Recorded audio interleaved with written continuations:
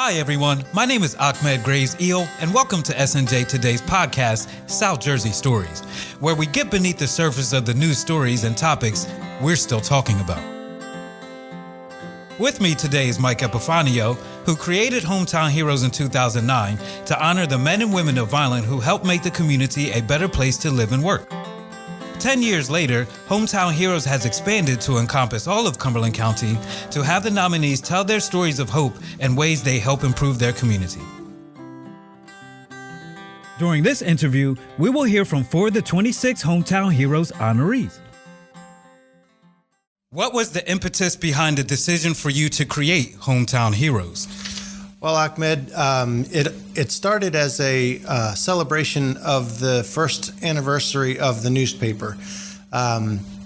Especially at the time that we started the newspaper, it was 2008. The economy was not all that great. We had just entered a recession, and it was tough going, and we got to our 1 year. We were getting close to our 1 year anniversary, and we said, "Wow, this is something to celebrate." But we didn't want to just throw a party like "Yay us!" We wanted to do something that would be a community party, kind of. So we came up with this concept of Hometown Heroes, having our readers nominate people in the community who kind of go above and beyond, whether it's volunteering, philanthropy, activism, whatever it is, to make our community a better place to live and work.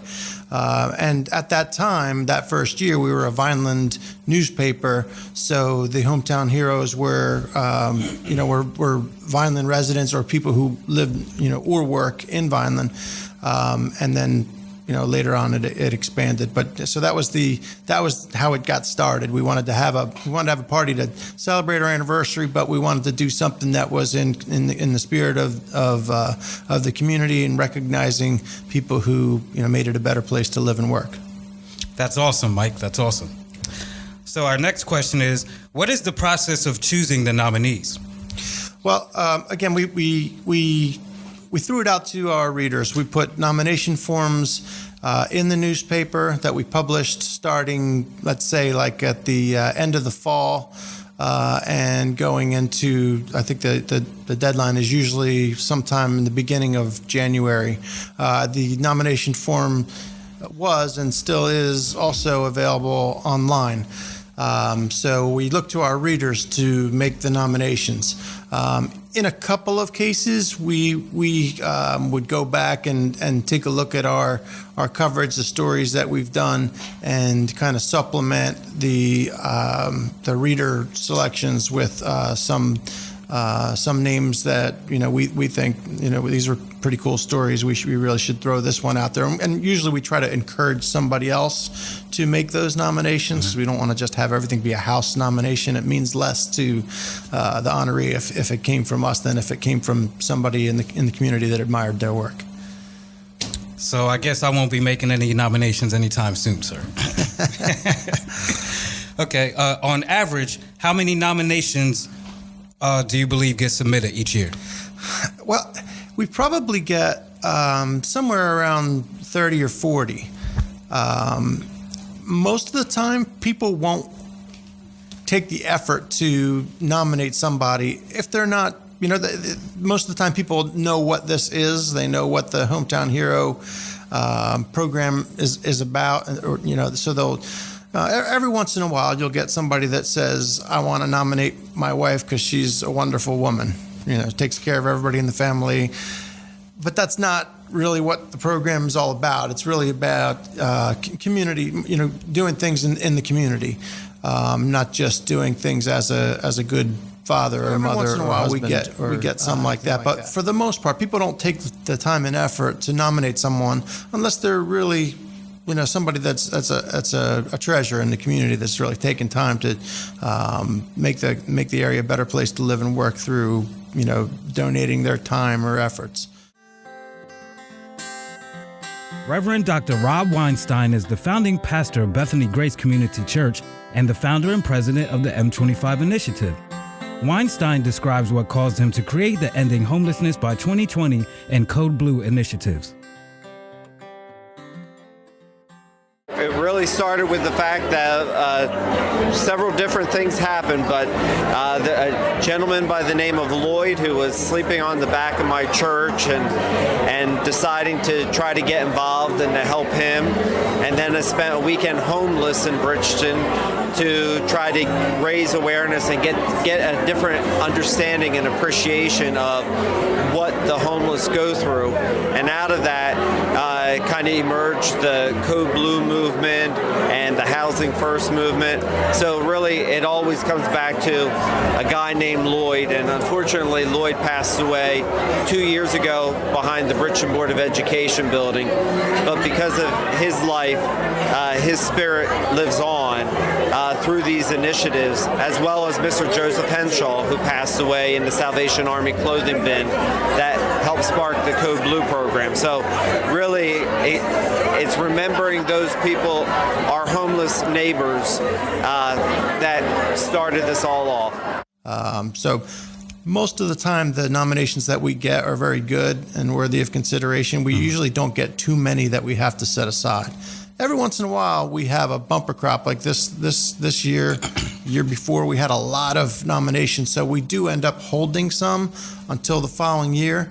We also run into situations where somebody, one of the nominees says, "Oh, I'd love to be honored, but I see that the gala is going to be on March 24th or something. I'm going to be away. Can you hold my nomination till the next year? Because I'd really like to." So we do that from time to time as well. That's pretty cool. Yeah.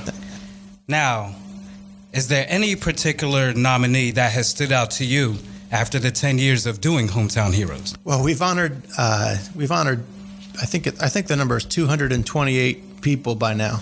After 10 years of doing it, so I wouldn't want to pick one person, but I will tell you that there's kind of a category of people, and it's the young people. Every year we try to include, or we like to include, at least one or two young people, whether that's a grade school kid or a teenager, high school student. I really get a kick out of those nominations myself, and I love reading their stories. When I always like to say there's hope for the future when we have one of those nominations, because some of these kids, to get it at that early of an age, to be that engaged in your community at that early of an age, that's pretty special, and we like to encourage that. We really want to see the next generation get involved in their community. Dr. Mary Gruccio is the superintendent of Vineland Public Schools and has been teaching for more than 40 years in Vineland. She does what she can, not just for the students of Vineland, but for the whole community.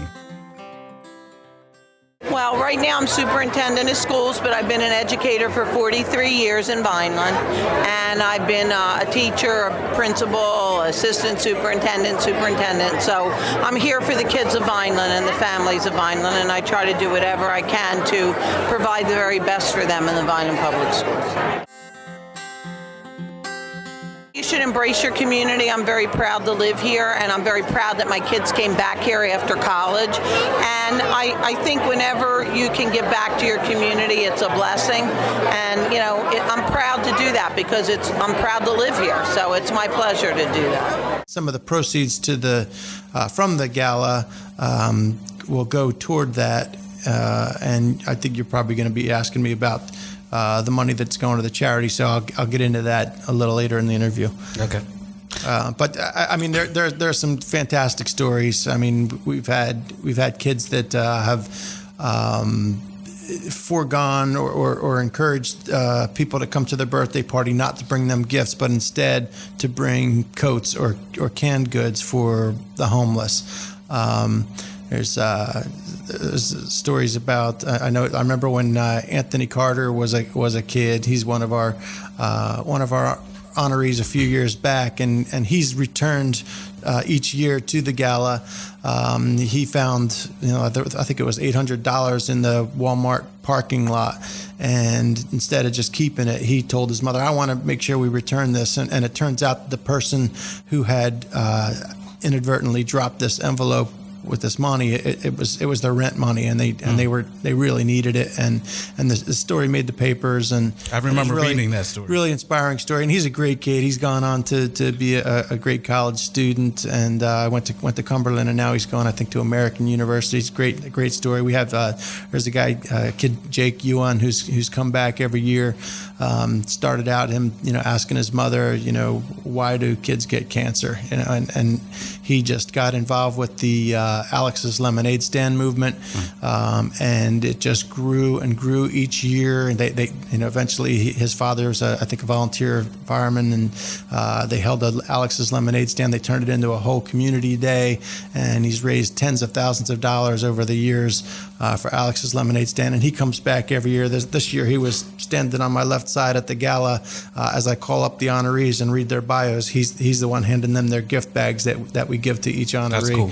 So I get a kick out of that, and getting to see him every year, seeing him great. Now he's practically as tall as I am, and those are my favorite stories. Is the kids. I mean, some of obviously the stories of some of the adults and some of the things that they've done in the community are just amazing and inspirational. But I get a kick out of the younger kids that we honor. John Fuqua lost his nephew to a gang-related incident in 2008, and now he works with the city of Bridgeton to get rid of gang violence. Fuqua says that all it takes is for one person to make a difference in their community. Plain and simple, it starts with one person. It starts with one idea, one act. Then you got to get up and put your plan in motion. It's going to be hard days. It's going to be long days. But you got to get up. Anything you do in this world, the first thing you got to do is get up. So I want to encourage people to get up and get involved. Oh, much respected, Mike. Much respected. Why did you expand Hometown Heroes from just Vineland to all of Cumberland County? Well, again, it's a reflection of the growth of the newspaper. When I launched the Grapevine, it was an independent newspaper. We started from scratch, not affiliated at the time, wasn't affiliated with any other media outlets. We were just an independent, and we were a Vineland newspaper, distributed exclusively in Vineland. Within a couple of years of our launch, we decided that we wanted to reach a wider audience, and our distribution and our coverage expanded to cover all of Cumberland County. And so the Hometown Heroes program, as an extension of that, also covered the entire county at that point. So we honored people from not just Vineland, but obviously, all the townships and Millville and Bridgeton as well. Cool. All right. Is there a set donation goal every year? Well, the goal of the project is to tell these inspirational stories of these people that are making an impact in the hopes of encouraging other people to give of their time to improve the standing of the community. Mm-hmm. So that's the number one goal. So when we have this gala in there, so when the Hometown Heroes are selected, we put their photos on the cover of the newspaper and inside, along with their stories inside, why they were selected as a Hometown Hero, what they've done in our community. That recognition is the primary goal, but then we have this gala, and and all of those honorees, usually there's a couple dozen, they're the guests of honor at the gala that year. So we raise the money through the ticket sales of their supporters. If Ahmed was named a Hometown Hero, we don't pick Ahmed to be a Hometown Hero because he could sell a lot of tickets at the gala. That's not why we pick people at all. It's a nice benefit because we do have the gala, and the gala itself is a fundraiser, but it's to make those people feel special and to kind of reinforce that you're doing some good work in the community. You're being recognized for it. Please keep doing it, and please spread the word and get other people involved. And I can't tell you how many times people, and I know I'm getting off track of what the original question was. It's all good. I can't tell you how often we call to tell people you've been selected. It's usually Mickey Brandt who makes those phone calls. And Mickey organizes all of the bios. He gets all the bios together from all the nominees. And sometimes the nominations that come in aren't as complete as we'd like them to be. So he'll, either contact the nominator or sometimes do some research on his own and get more information about the people. But anyway, usually when a lot of times when people get contacted, they're like, I don't want to be honored. That's okay. That's not why I do this. 90% of the people say that's not why I do this. And we tell them that's precisely why we want to honor you. Because of their humility as well. And so we a lot of times we're trying to talk people into accepting the honor every year. Many of our honorees, because so few of them, very few of them are public people. They do what they do behind the scenes. They do it because they love doing it, because they know it's the right thing to do, because they see a need that needs to be filled. They see people who are hurting or people who are in need, and they take action. That's just what they do. That's why they're heroes. They're not expecting reward or accolades. Right. They're just doing it because it's the right thing to do. So a lot of times we have to tell them, look, we want to honor you. It's not about necessarily you, but if you say no, then people aren't going to hear about the organization that you're donating your time to. They're not going to hear about that cause that you're dedicating your money or your resources, your time, your talent to. So think about that. This is an opportunity if you volunteer for, if you're a big brother and you're involved with Big Brothers Big Sisters, and you say, I don't want to accept the honor. Well, you just missed out an opportunity to shine a spotlight on the great work that Big Brothers Big Sisters does. And honestly, for people that will see that they're hometown heroes, they might want to lend their support, whether it's financially or with materials to help them expand. Yeah, absolutely. And I tell you, at the gala, so many of our honorees, they meet each other. And some of our sponsors might meet some of the honorees at the event after hearing their bio about what they do, and a lot of times connections are formed, and there's even more good work that can be done because of those connections.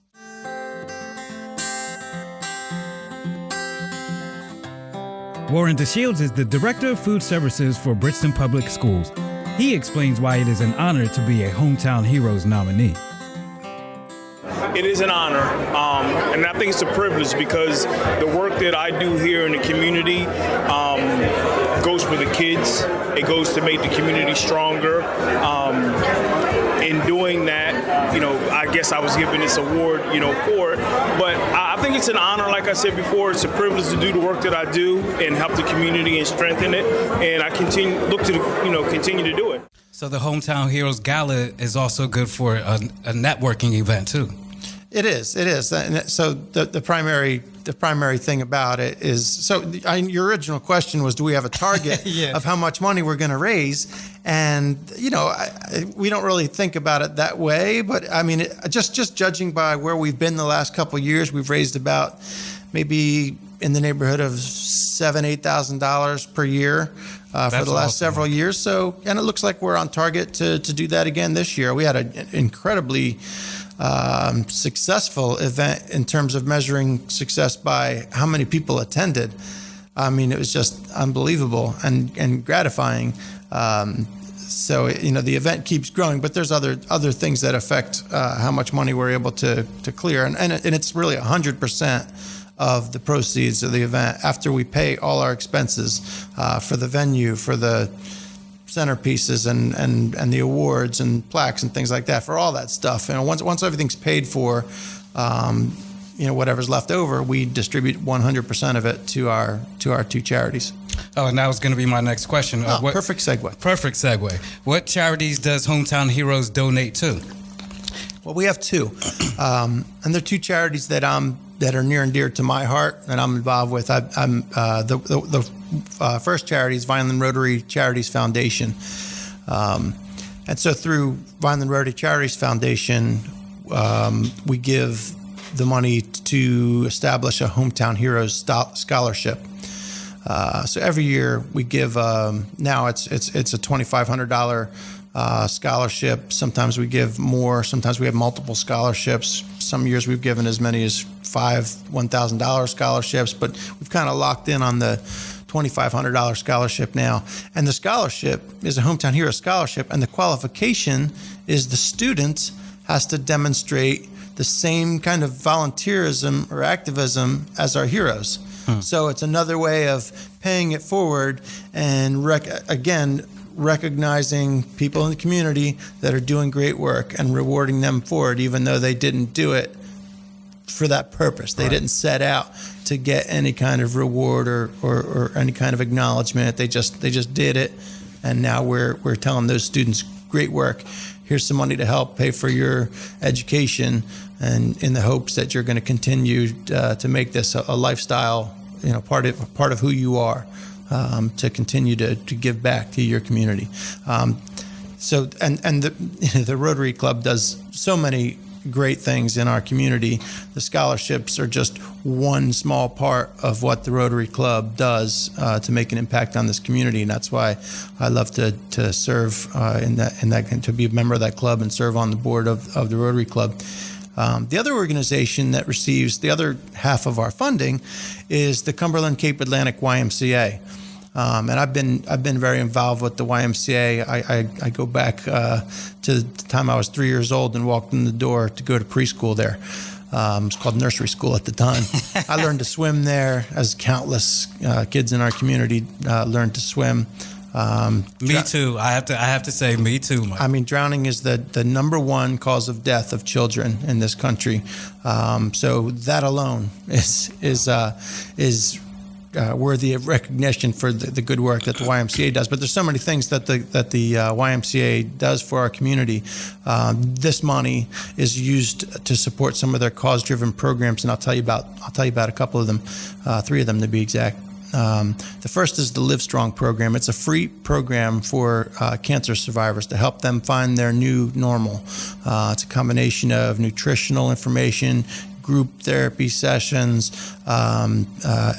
exercise tailored to their condition. Another program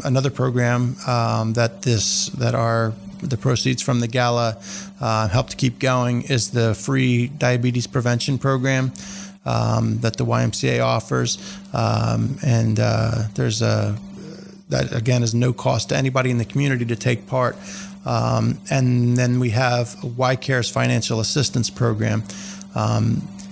Nobody who wants to take advantage of the YMCA's services should be turned down. Nobody gets a free membership to the YMCA.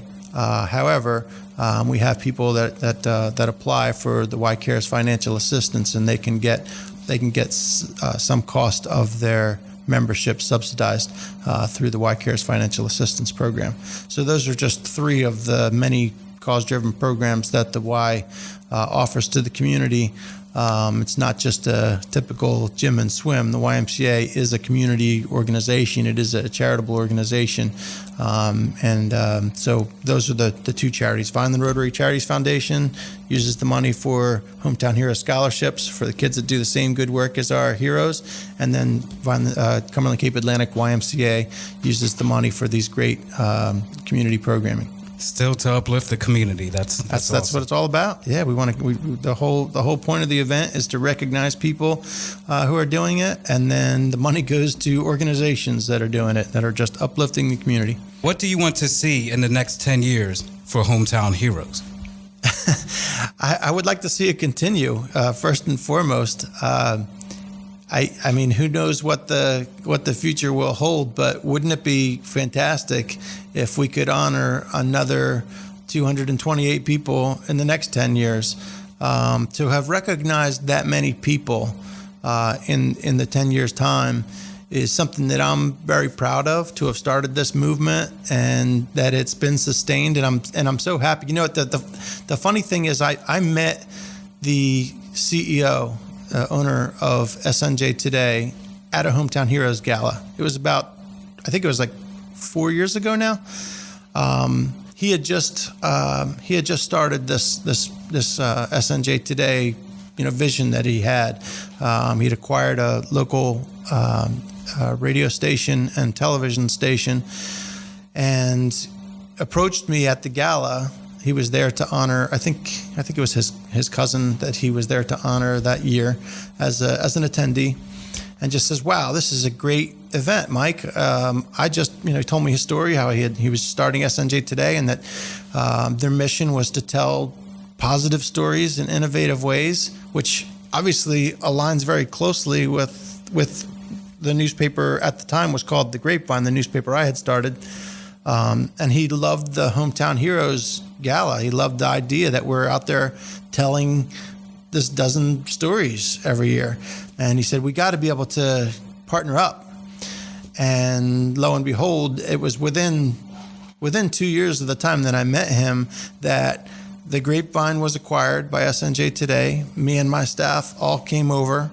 And Ken and the entire staff at SNJ Today believed in that program that we had started, this Hometown Heroes project, and wanted very much to see it continue. In fact, we had created a television show that ran for a good year, where I would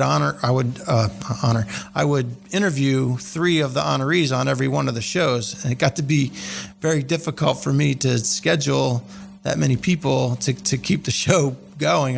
Something that we've been talking about reviving it, because it's a great thing, and this podcast will actually be able to do that in an audio format, but we want to bring it back as a TV show on SNJ Today's Cumberland County Channel 22 on Comcast.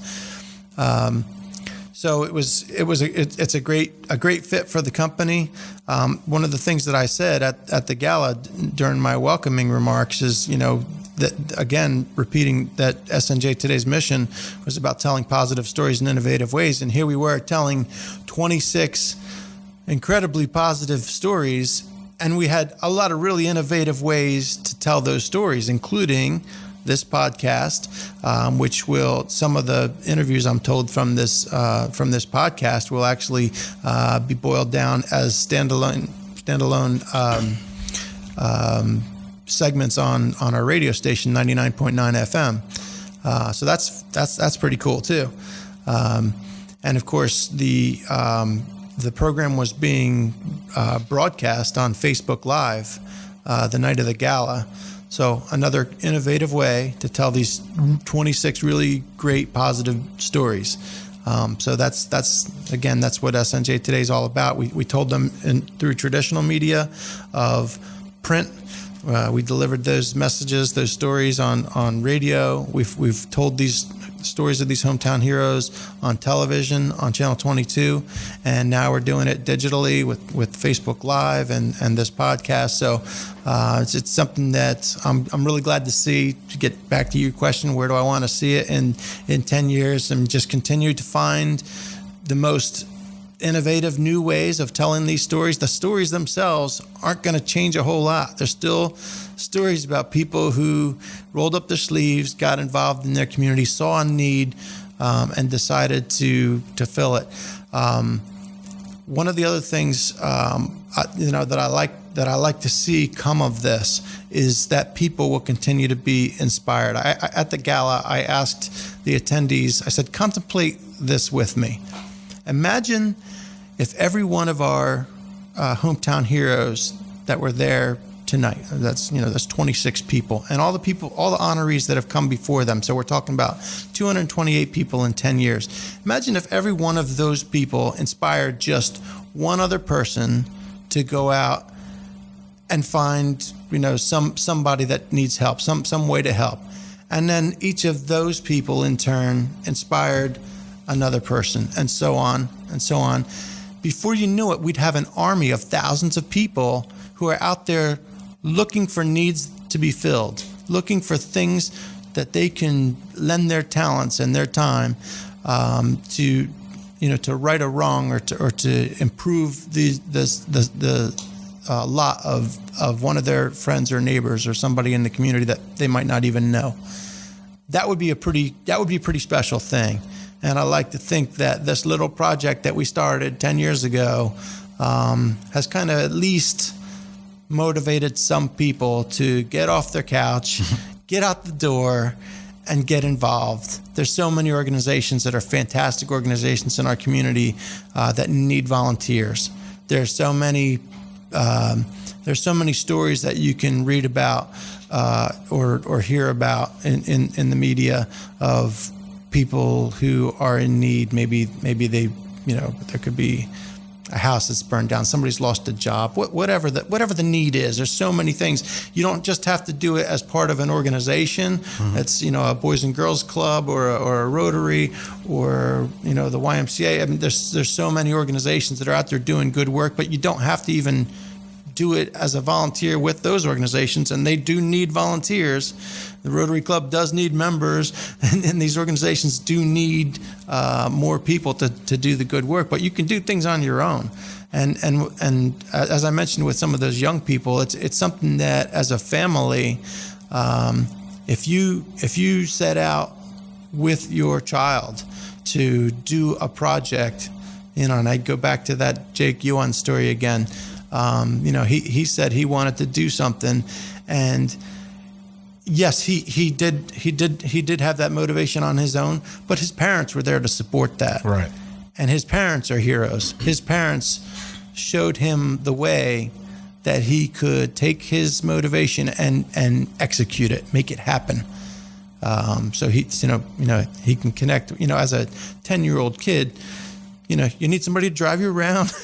You need to figure out how to contact the people at Alex's Lemonade Stand to figure out how to. I mean, so really, it's about people taking action, and so in 10 years, I'd like to see not only another 228 honorees, but all the people that were inspired by them, and the people that were inspired by them. And I hope there's in another 10 years there are thousands of people out there in the community doing good things, helping out their friends and neighbors.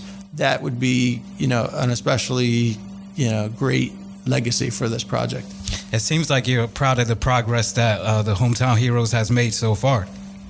I'm extremely proud of it. Not only that, what I just mentioned, the part of inspiring people to do good work in the community, but I'm also extremely proud of the fact that we've raised over $60,000 for our charities. That's over amazing. the years. There have been dozens of students who received Hometown Heroes scholarships, and they know that the reason they got the scholarship is because of these things that they've done in the community, and so they've gotten some positive reinforcement for doing those things, and hopefully they'll continue to do those things. I know that the funding that we've given to the YMCA over these years have helped a lot of people, cancer survivors. There's a Challenger League that's just been established for basketball. In Vineland, the Rotary Club had started a charity league for mentally and physically handicapped children who wanted to play baseball just like every other kid, or softball. So the Challenger League is out there at West Landis Park. Not thinking of the name of the park off the top of my head, I'm drawing a blank. But so that Challenger League concept now has been extended to the YMCA for the same thing, kids that want to be able to play basketball. And that's a program that just started this year. So I like to think that because of the money that we've raised for these two beneficiaries that we've been supporting for many years now, that there's a lot of those programs. There weren't not as many people would have been able to take advantage of those programs if not for the money that we've raised. So I'm very proud of those things. You've really enlightened me, because you used the phrase about the YMCA gym and swim. That's what I thought all it was, but now you're telling me all the positive things they do for the community. I think a lot of people need to be aware of that. I thought so too. Like I said, I've been associated with the Y as a member and a child who attended their nursery school program, but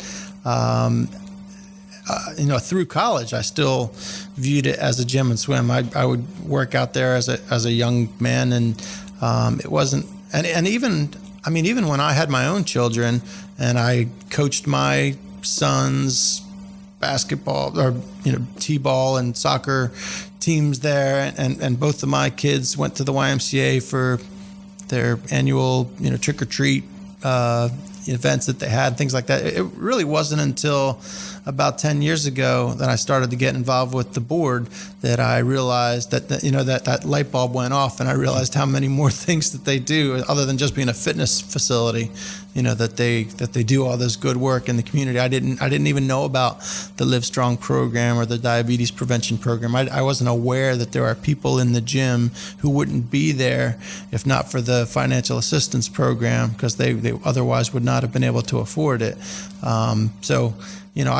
I just saw it. I knew there was a pool. I knew I learned to swim in the pool. I knew my kids learned to swim in the pool. You could get your little workout on. Yeah, too. But it wasn't until I was much older and got involved as first they had a community advisory board, which we're going to be bringing back for people to just kind of get their feet wet, as you were, to get involved with the Y. And later I was involved with a strategic plan task force as a non-board member, and then later as a board member. I really the full picture crystallized for me. I saw all the good work that they do beyond just fitness programs. There's a lot of really fantastic work that they do. So I have to before we go any further, I don't know what other questions you're going to ask, but I have to recognize Deborah Ein. When I started the Grapevine in 2008, I hired Deb right away. Deb Ein and I had worked together many years before at Atlantic City Magazine. And when I decided to start this newspaper, her husband was a newspaper photographer and happened to be at a Vineland Chamber of Commerce meeting when I was describing, this newspaper that I was going to start. And, at the time it was like January. Our first issue came out in February. So I was at this meeting of the chamber in January, and I was given the opportunity to get up, and I was a new member. And at the time they would let new members get up and talk for a minute or two, and I told about this newspaper I wanted to start. So Mike Ein was there, went home, told his wife, "Oh, guess who I ran into? I ran into Mike Epifanio, who you worked with at Atlantic City Magazine. He's starting this newspaper in Vineland." And so I got a call from Deb, and she ended up coming on board. She was my first hire. And Deb has been with me ever since. So when SNJ Today acquired the Grapevine, and subsequently it's been renamed, the name of the newspaper has taken on the name of the company. Now it's SNJ Today. But Deb is still here to this day. And when I was, thinking, wow, we should do something for our anniversary, that there's, back in 2009, Deb was right there formulating this idea with me, and she's really the event co-chair. I'm the one who's, there standing at the podium, recognizing all the people. I'm the MC for the event, but people don't realize that behind the scenes, Deb kind of does everything. Wow. I mean, she runs the whole show. And I can't say enough about Mickey Brandt, who's come back year after year to help, select the honorees and then, handle all the writing of their bios and contacting all of the hometown here, and he does it like in a 2-week window of time. It's this impossible deadline, and Mickey manages to pull it all together. And so without Deb, this thing would not exist.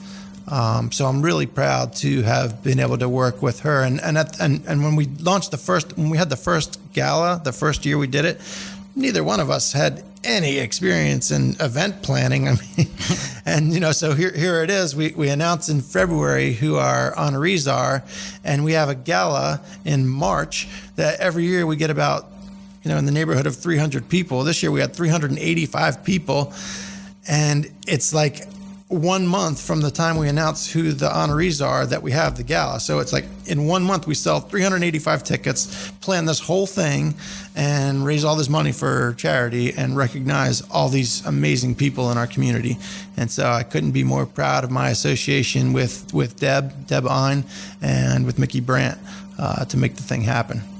Yeah, I'd just like to add that Mr. Brandt and Deb are definitely two valuable people to have on your team. Absolutely. Definitely. Yeah, the newspaper wouldn't be what it is without them, and certainly the Hometown Heroes Project wouldn't be what it is without them as well.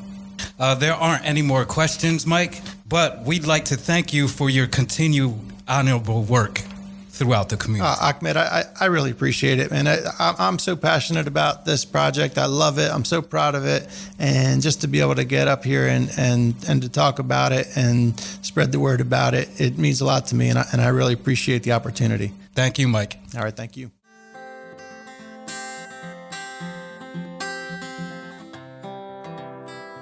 Thanks, everyone, for listening to SNJ Today's podcast, South Jersey Stories.